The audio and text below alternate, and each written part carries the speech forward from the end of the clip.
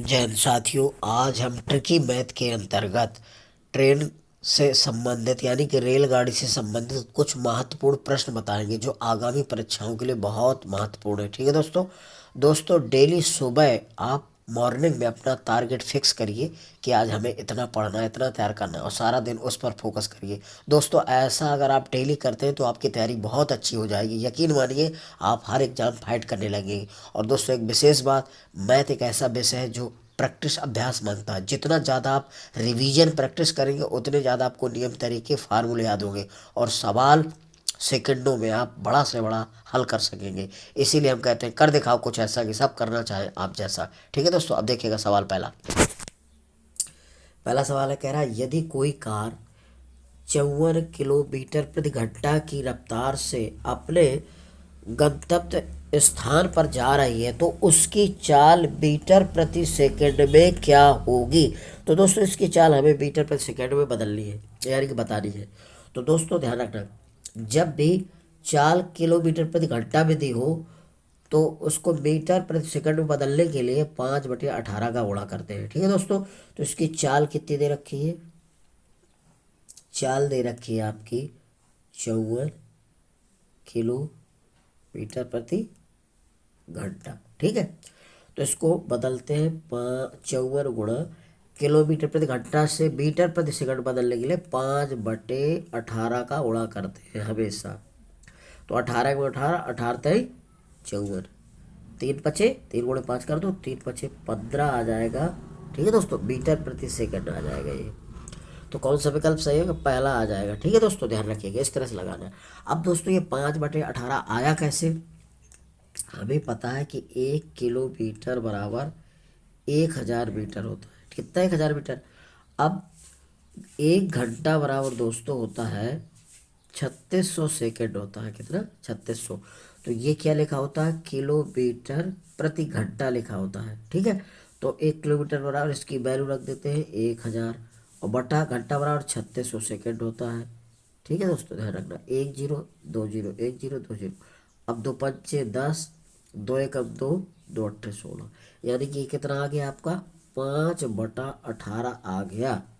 किससे, किलोमीटर प्रति घंटा से बदल लिया हमने मीटर प्रति सेकंड में। ध्यान रखना। तो इस तरह से ये आता है कि किलोमीटर बटे घंटा को बदल लिया तो हमेशा जहां भी किलोमीटर प्रति घंटा लिखा हो उसको मीटर प्रति सेकंड में बदलने के लिए 5/18 का गुणा कर देंगे। और अगर दोस्तों मीटर प्रति सेकंड से किलोमीटर प्रति घंटा में बदलना हो तो 18/5 का गुणा कर देंगे, उल्टा कर देंगे। इसका ध्यान रखना। ठीक है। देखिए अब अगला सवाल इसी तरह से है, बताते हैं। अगला सवाल है, कह रहा है यदि कोई रेलगाड़ी 20 मीटर प्रति सेकंड की गति से जा रही है तो इसकी चाल किलोमीटर प्रति घंटा में क्या होगी। तो दोस्तों अभी इसके पहले हमने एक सवाल बताया, वो किलोमीटर प्रति घंटा में था, यह मीटर प्रति सेकंड में। तो इसको जो मीटर प्रति सेकंड में इसकी चाल है तो इसको बदलना है किलोमीटर प्रति घंटा में। तो दोस्तों हमने बताया था कि जो चाल दे रखी है 20 मीटर प्रति सेकंड, इसको हमें बदलना है किसमें, किलोमीटर प्रति घंटा में। तो किलोमीटर प्रति घंटा में बदलने के लिए हमने बताया था कि 18/5 का गुणा कर देते हैं। ध्यान रखना, मीटर प्रति सेकंड से किलोमीटर प्रति घंटा में बदलने के लिए हमेशा ध्यान रखिए हर सवालों में 18/5 का गुणा कर देते हैं। ठीक है, और हल कर लेते हैं, वही उसका आंसर होता है। तो देखो 5×5 5×5 4×18 कर दो, 4×18 करोगे तो 18×4 72 आ जाएगा किलोमीटर प्रति घंटा। ठीक है, कितनी चाल आ जाएगी, तो इसका कौन सा विकल्प सही हो जाएगा, दूसरा विकल्प सही हो जाएगा। 72 किलोमीटर प्रति घंटा आ गई, ध्यान रखना। ठीक है। तो जब भी चाल मीटर प्रति सेकंड से किलोमीटर प्रति घंटा में बदलना हो तो 18/5 का गुणा कर देते हैं। और अगर किलोमीटर प्रति घंटा में दिया हो मीटर प्रति सेकंड बदलना हो तो 5/18 गुणा करेंगे। ध्यान रखिएगा। ठीक है दोस्तों। अगला सवाल है, कह रहा 54 किलोमीटर प्रति घंटा को मीटर प्रति मिनट में व्यक्त करना है, यानी कि जो चाल दे रखी है इसको किलोमीटर प्रति घंटा को मीटर प्रति मिनट में बदलना। अभी तक हमें बदलना था मीटर प्रति सेकंड में, अब मीटर प्रति मिनट में बदलना है दोस्तों। तो आप जानते हैं कि ये जो चाल दे रखी है 54 किलोमीटर प्रति मिनट में दी है। अब इसको हमें बदलना है किसमें, मीटर प्रति मिनट में। तो दोस्तों आप जानते हैं कि 1 किलोमीटर बराबर 1000 मीटर होता है। तो ये 1 किलोमीटर लिखा है, इसको बदल देंगे मीटर में। तो इसमें क्या करेंगे, 1000 का गुणा कर देंगे अपॉन बटे 1 मिनट बराबर एक किलोमीटर प्रति लिखा है, किसमें लिखा है, घंटा में। तो 1 घंटा बराबर जानते हैं आप, 1 घंटा बराबर कितना होता है, 1 घंटा बराबर होता है 60 मिनट होता है दोस्तों। कितना होता है, 60 मिनट। तो हम क्या करेंगे, घंटा को मिनट में बदल लें, 60 का भाग कर दें इसमें। तो दोस्तों अब ध्यान रखिए कि एक जीरो से तो एक जीरो कट गया। अब 6 कम 6 6 54 हो गया, ठीक है। तो अब कितना आ जाएगा, ये 9 बचा और 100 ये, तो कितना गुणा कर दो, 9 गुणे 100 तो 900 आ जाएगा, किसमें, मीटर प्रति मिनट में आ जाएगा दोस्तों आंसर। तो इसका कौन सा विकल्प सही हो जाएगा, तीसरा विकल्प सही हो जाएगा, 900 मीटर प्रति मिनट में आएगा।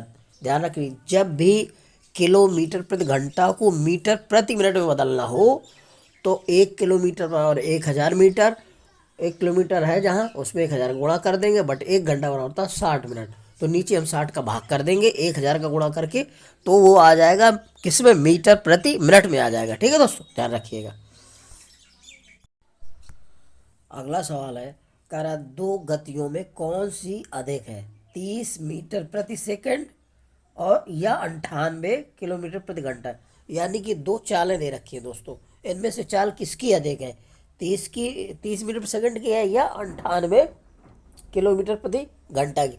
तो दोस्तों इस तरह के सवालों में हमेशा ध्यान रखिए दोनों के पैमाने एक ही मात्रक में होना चाहिए, मीटर प्रति सेकंड में या तो किलोमीटर प्रति घंटा में। तो हम एक को या तो मीटर प्रति सेकंड को किलोमीटर प्रति घंटा में बदल लें या किलोमीटर प्रति घंटा को मीटर प्रति सेकंड में बदल लें, तब हम बता सकते हैं कि किसकी चाल अधिक होगी। तो दोनों के दोस्तों पैमाने एक होने चाहिए, मात्रक समान होना चाहिए। ठीक है दोस्तों, तो ये कितना लिखा है, 98 को हम बदल लेते हैं किलोमीटर प्रति घंटा से मीटर प्रति सेकंड बदल देते हैं, ध्यान रखना। तो इसमें मीटर प्रति सेकंड बदलने के लिए हमने बताया था कि 5/18 का गुणा करते हैं, हमेशा ध्यान रखना। ठीक है दोस्तों, तो अब इसको हल करते हैं, 2 से काट देते हैं, 2 नाम 18, 2 चौको 8, 2 नाम 18। ठीक है, ये आ गया। अब क्या करना है इसको, अब काटते हैं दोस्तों, किससे कटेगा, क्या, ये 9 है और इधर ये, तो कट नहीं रहा दोस्तों। तो क्या करें, 5 का गुणा इससे कराते हैं, 9 से 9 45 की 5 यहाँ से लगा 4 और 5 को 20, 20 4 24, ये कितना आ जाएगा, 245/9। अब इसको काटते हैं दोस्तों हम, तो इसको काटेंगे जब तो ये आ जाएगा 9 का भाग करते हैं, सही बटा में निकलेगा 245, तो 9 दूनी 18, अब 14 में से 8 गया 6 और यहाँ 5, न 6 का 54, न 7 63, 63 आ गया, 5 से गया 2, तो ये दोस्तों आया 27 सही 2/9 आ गया। ठीक है, 27 सही 2/9 आ गया। अब दोस्तों ये चाल आई, ये 27 मीटर प्रति सेकंड के लगभग, और ये है आपकी 30 मीटर प्रति सेकंड, तो किसकी अधिक हो गई, ये 30 वाला अधिक हो गया। तो यानी कि ये तीसरा विकल्प सही हो जाएगा, 30 मीटर प्रति सेकंड इसकी गति अधिक है, ध्यान रखना चाल। और ये जो 98 किलोमीटर प्रति घंटा है इसकी चाल कम है। तो कौन सा तीसरा। अगला सवाल है, कह रहा है एक व्यक्ति 15 किलोमीटर प्रति घंटा की चाल से एक पुल को 15 मिनट में पार कर लेता है, पुल की लंबाई क्या होगी मीटर में, यानी कि दूरी पूछ रहा है दोस्तों। तो चाल कितनी दे रखी है, चाल बराबर दिया है 15 किलोमीटर प्रति घंटा। तो किलोमीटर प्रति घंटा से दोस्तों मीटर प्रति सेकंड में बदलने के लिए हमने क्या बताया था, 5/18 का गुणा कर देंगे, मीटर प्रति सेकंड में बदल लो 5/18। अब काट दो, 6 18 और 3 5 15, 5 गुणे 5 करो ऊपर 25/6 आ गया, मीटर प्रति सेकंड में आ गया दोस्तों। अब समय कितना देर कह रहा है, पुल को 5 मिनट में, तो समय बराबर ये लिखा है 5 मिनट, सॉरी 5 मिनट, यहाँ लिखा 5 मिनट है। अब इसको हमें क्या करना है दोस्तों, 1 मिनट बराबर होता है 60 सेकंड, सेकंड में बदलना कैसे, मिनट में दिया है, जब मिनट में दिया तो सेकंड में बदलना पड़ता है, तो 60 का गुणा कर दो, तो 5 गुणे 60 कर दो, तो समय बराबर कितना आ गया, 5 6 का 30, ये आ गया 300 सेकंड आ गया दोस्तों। ठीक है। अब क्या करना है, हमें निकालना है दूरी। दूरी का मतलब लंबाई। तो दूरी बड़ा होता है चाल गुणा समय होता है। तो चाल कितनी आई है दोस्तों हमारी, या ये आपकी 25/6 गुणा समय दिया है 300। ठीक है, अब काट देते हैं इसको।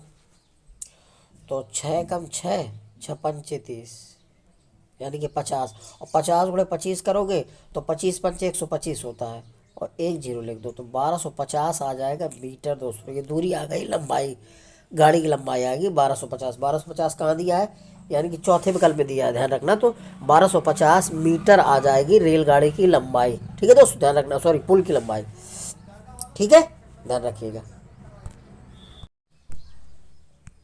देखिए अगला सवाल कह रहा है 20 मीटर प्रति सेकंड तथा 54 किलोमीटर प्रति घंटा की गति में कौन सी गति अधिक है, यानी कि किसकी चाल अधिक है, 20 मीटर प्रति सेकंड की या फिर 54 किलोमीटर प्रति घंटा की।